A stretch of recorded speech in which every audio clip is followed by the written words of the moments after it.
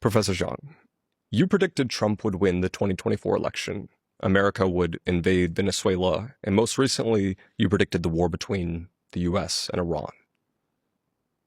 Before we understand how you're able to seemingly predict the future, why do you think the US will lose the war with Iran? So I think right now there are three major vulnerabilities of the American military, and I'll just go one by one. But the first is political will, the lack of political will, meaning that the American population is not supportive of this war. Close to 80% of Americans oppose a first strike against Iran, and only about 40% of Americans today still support the military operation against Iran. So that's the first issue. Second issue is the lack of manufacturing capacity. So to fight a modern war, you need to produce a lot of munitions, a lot of missiles, a lot of tanks. And unfortunately, what America chose to do was offshore its manufacturing capacity, its factories to China. And so that's going to be a major constraint on America's capacity to sustain this war as it drags on. So that's number two. Number three is that America is not willing to sustain casualties, and because it looks bad on TV, and already people are not supportive of this war. So if Americans start arriving back home in body bags, then you can imagine major protests across the nation. So these are the three major constraints on the American military. What I will do now is explain to you why each is problematic. Okay. So the first is the idea of political will. And the reason why political will is important is that in order to win a modern warfare, you have to move towards something called total war. Okay. And what total war is, you structure your entire society to winning the war. Your industry, your culture, your political system all have to be focused on doing whatever it takes to winning the war. So last time America fought a total war was, of course, World War II, and possibly the Korean War. But World War II is a classic example when the entire American industrial base shifted from making cars to making tanks.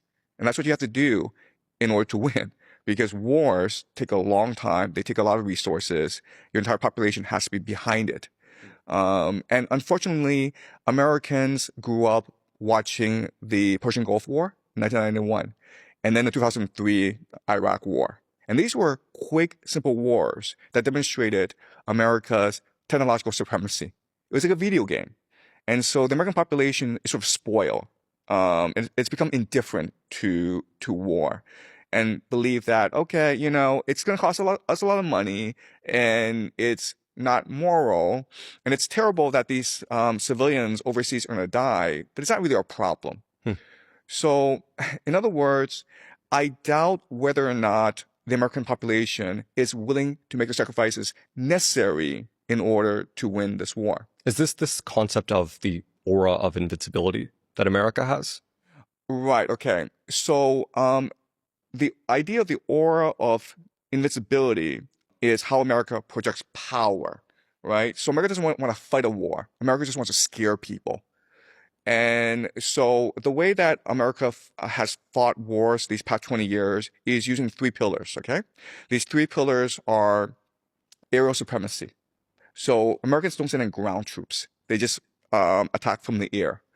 And you can't really do regime change from the air. You have to do it from the ground. So the way they compensate for this is by using proxies, right? So you look at the wars in Libya and Syria, where these rebel groups, these insurgents, were supported by American air power. Okay, that's number one. Number two is using propaganda. So controlling the media narrative through New York Times, through the CNN, through social media, trying to give the illusion that this war is just, this war can be won really quickly, and there will be no consequences to this war. And the third is the US dollar, which is that the Americans have the world reserve currency. Therefore, they can bribe anyone and everyone to do their bidding, right? So you look at the wars in Syria and Libya, where these insurgent groups were funded by CIA operatives with endless, like cash bags, right? And these three pillars give the illusion